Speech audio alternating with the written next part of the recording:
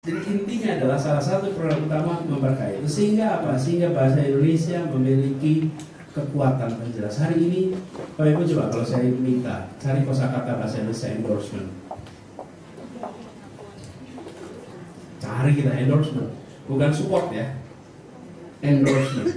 Wah, kita lagi cari ini. Nah, ini contoh saja. Banyak sekali.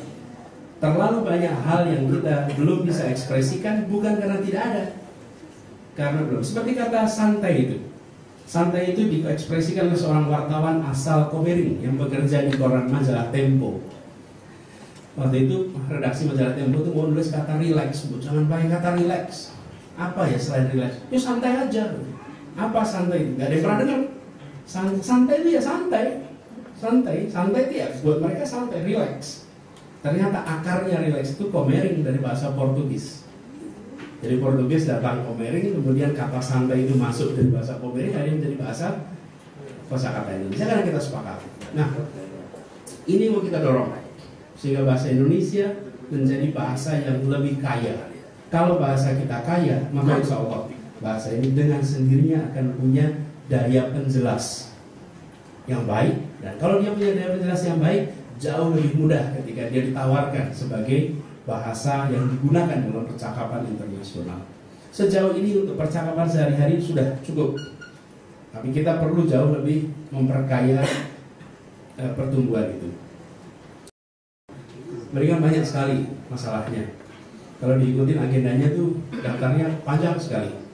Mungkin sebagian dari curhatan itu juga nanti soal pendidikan. Meskipun pendidikan tinggi sekarang sudah di luar portofolio. Jadi nanti kalau ada pendidikan tinggi, saya catat nomornya. Saya teruskan nanti. Tapi terus sekalian, menyangkut pendidikan, tantangan kita besar. Kalau kita perhatikan, di mana salah satu driver utama perubahan. Kalau kita bicara tentang kualitas pendidikan, maka driver utamanya itu ada pada kualitas guru. Kualitas guru yang menjadi mendasar.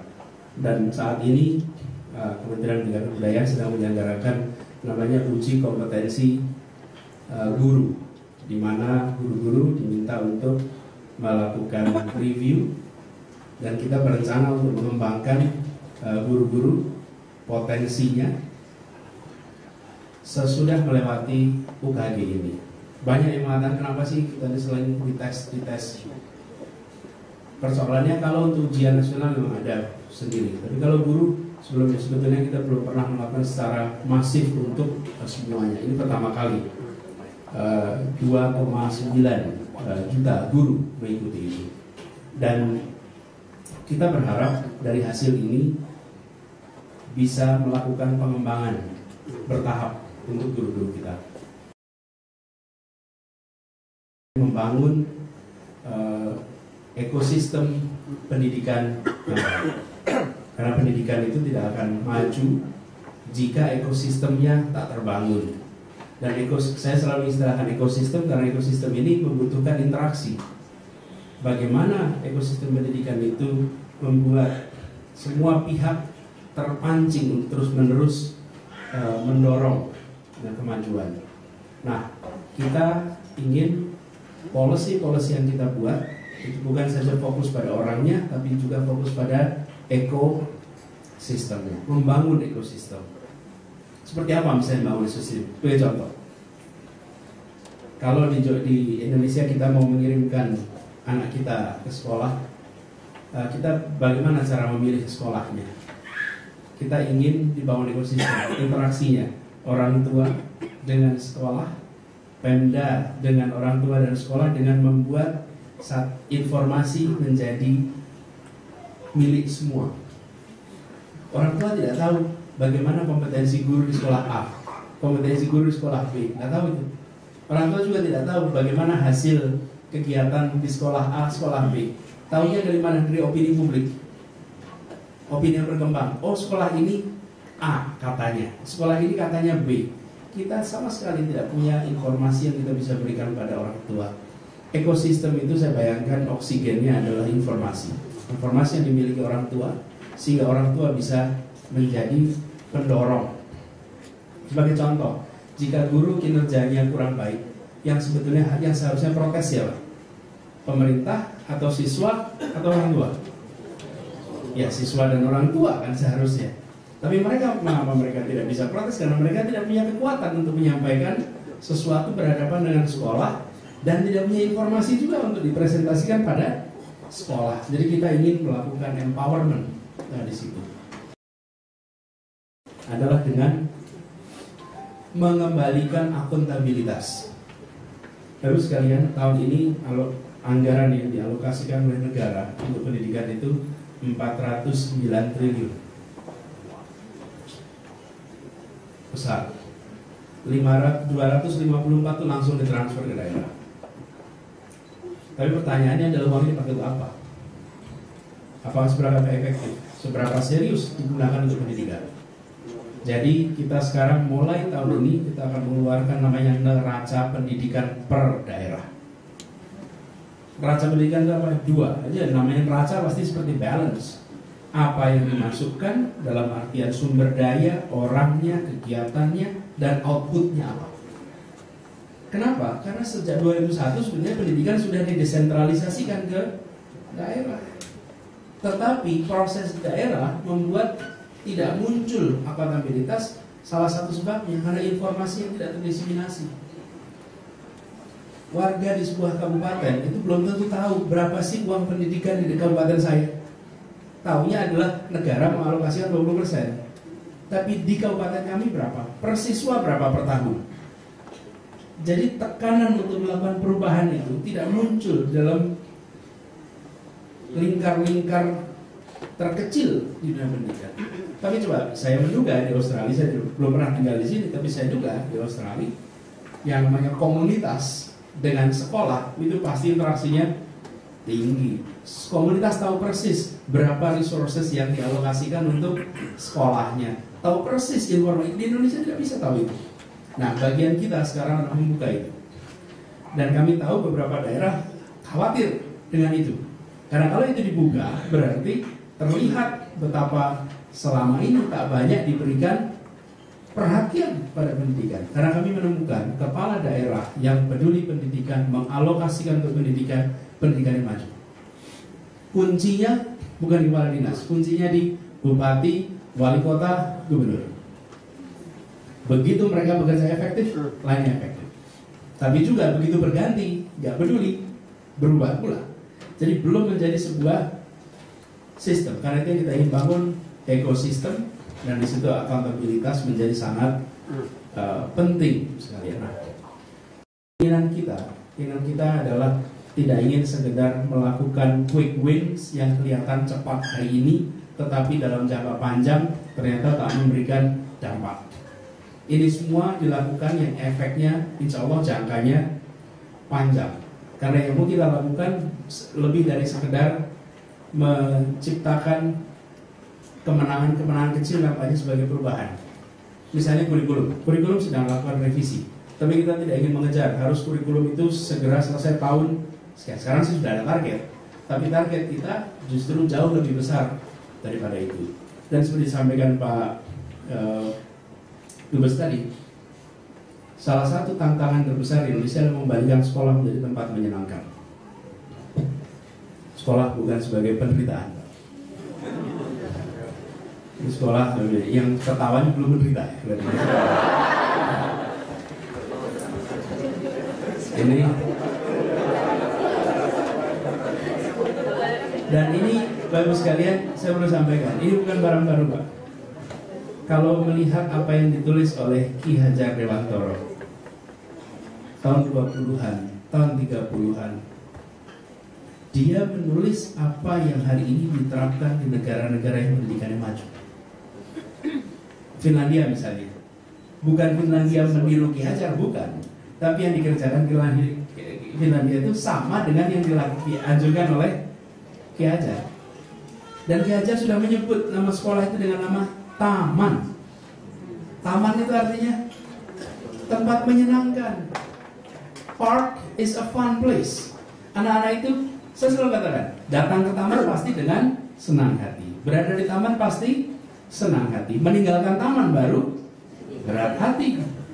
Nah, sekolah kita gimana sekarang?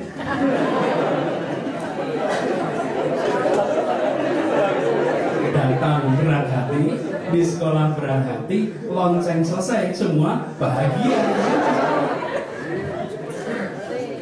Jadi, ini kenapa saya sampaikan kata menyenangkan itu? Kalau kita tidak punya set vision yang mudah dipahami oleh semua, it's very difficult to make a change. Tapi kalau dengan istilah, sudahkah sekolah Anda menyenangkan? Lalu, oh iya ya, how do you make a change? Jangan, maksud kenapa menggunakan istilah menyenangkan, Pak? Supaya menjadi visi yang mudah dipahami. Senang itu tidak perlu penerjemahan rumit-rumit, Pak.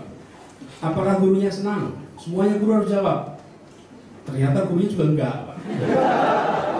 Apa kepala sekolahnya senang? Enggak. Kalau pertanyaannya senang, silahkan kepala sekolah kumpulkan gurunya, kumpulkan orang tuanya, kumpulkan siswanya, diskusikan gimana membuat sekolah ini menjadi menyenangkan. Karena begitu menyenangkan, belajar itu lalu jauh lebih mudah, jauh lebih mudah. Semuanya pernah alami.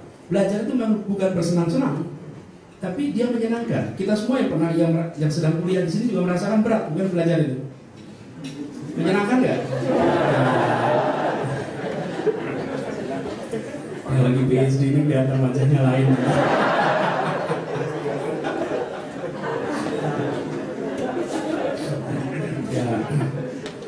Ya pindah dandan ya. Jadi dulu sekalian, terminologi menyenangkan ini sengaja didorong sekarang untuk membuat kita bisa fokus pada satu konsep yang dengan mudah ditanyakan pada siapa saja. Sampaikan pada para guru itu. Bapak Ibu guru tentu pernah punya guru dulu waktu masih muda. Kalau sekarang Anda ditanya, nih sebutkan nama guru Anda ketika dulu sekolah. Berapa nama guru yang diingat? Banyaknya berapa?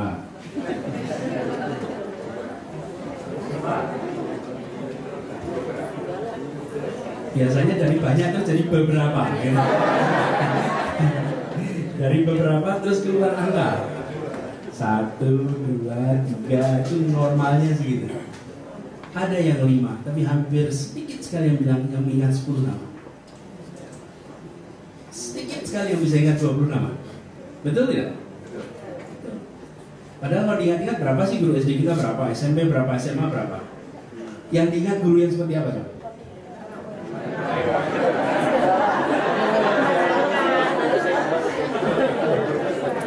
Menyenangkan atau menyebalkan? Jadi pertanyaan saya yang sering saya sampaikan,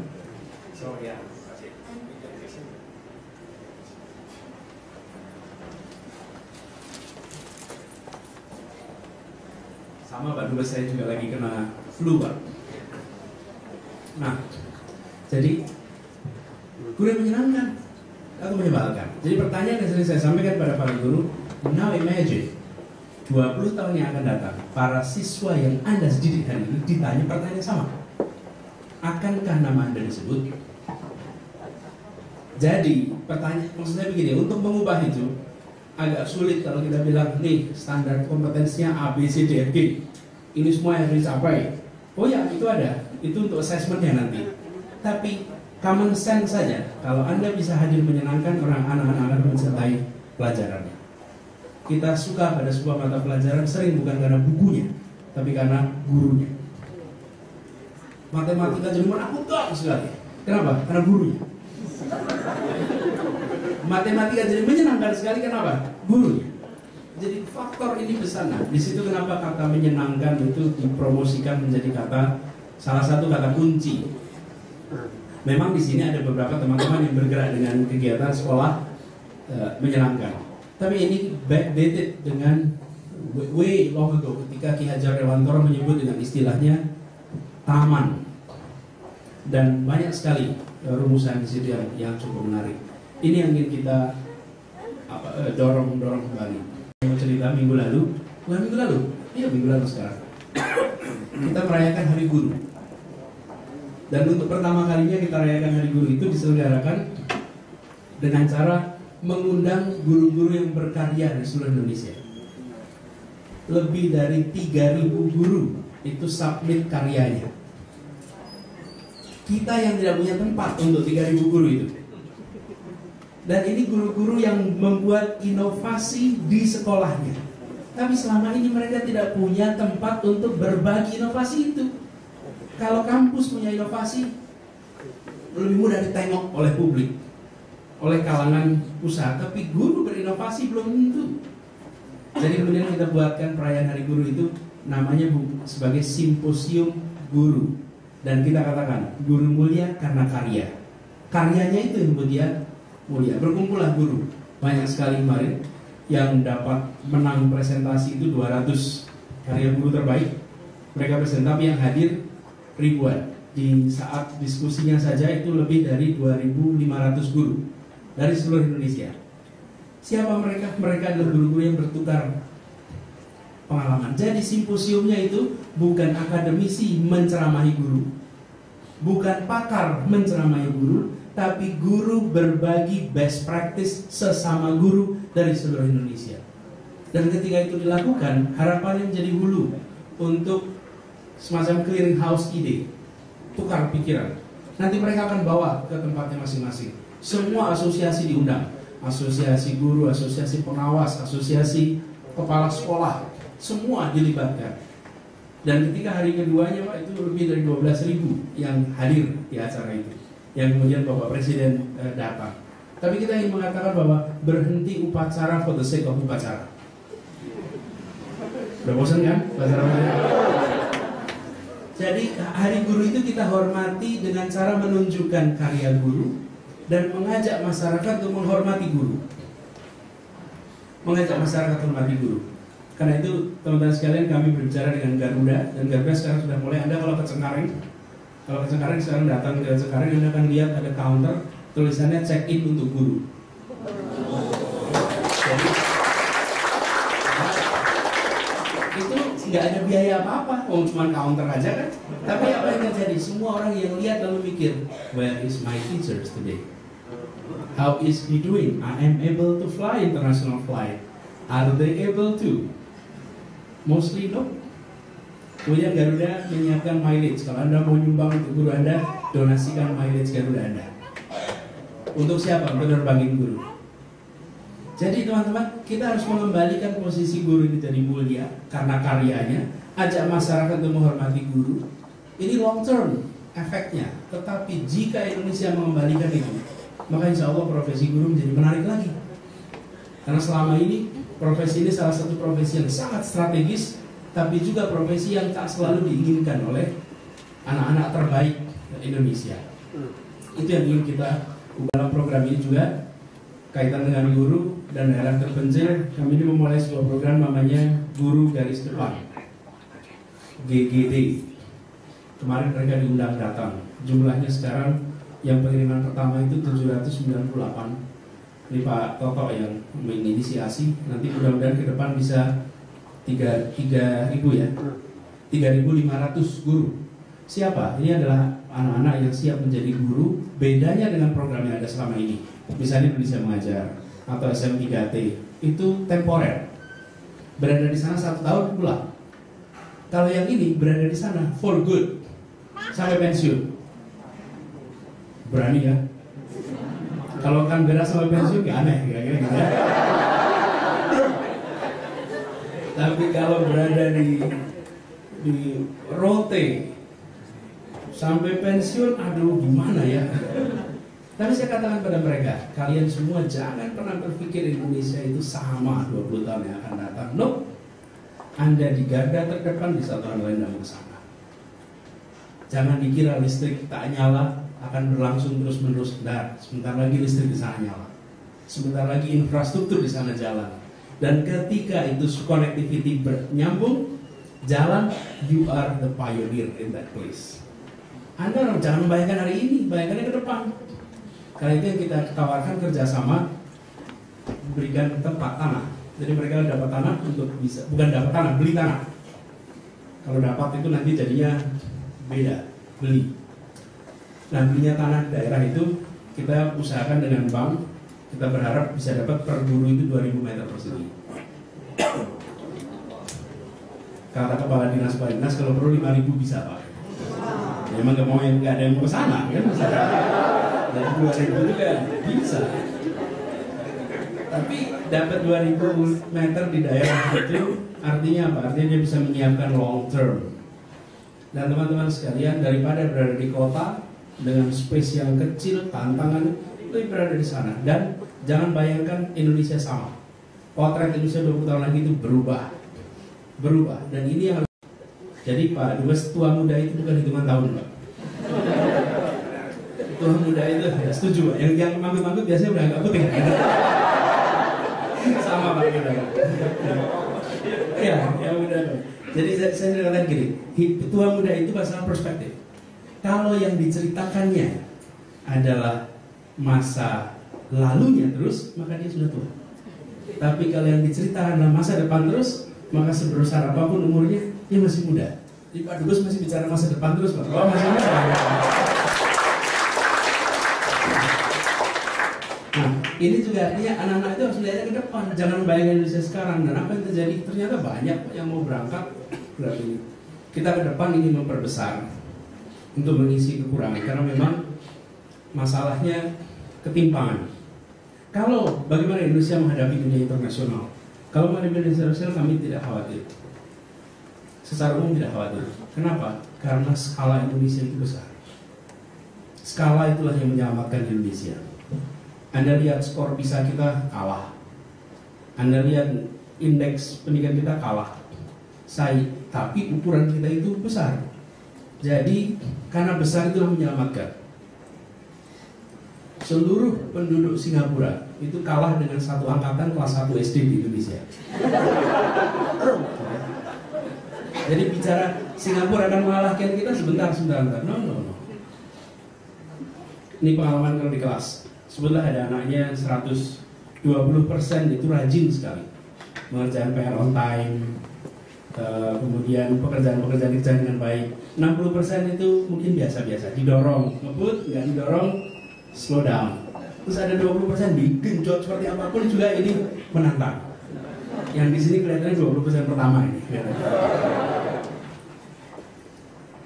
Kalau kita ini hitungan sederhana saja, kalau kita memiliki angkatan kita, perangkatan sebutlah sekitar lulusan universitas 1 juta saja, lalu kita mengatakan 20% 200.000 adalah yang the best, maka kita punya stok yang cukup berhadapan dengan negara lain. Apalagi kalau seluruh siswa kita ada 50 juta lebih siswa di seluruh Indonesia.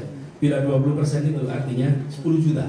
10 juta itu lebih banyak daripada seluruh siswa di Malaysia, seluruh siswa di Singapura. Mereka yang akan berada di garda terdepan. Yang masalah kita adalah bagaimana ketimpangan antara the best 20 dengan yang 80. Nah, itu tanggung jawabnya Kementerian Pendidikan dan Kebudayaan. That's where our responsibility. Karena ketimpangan itu.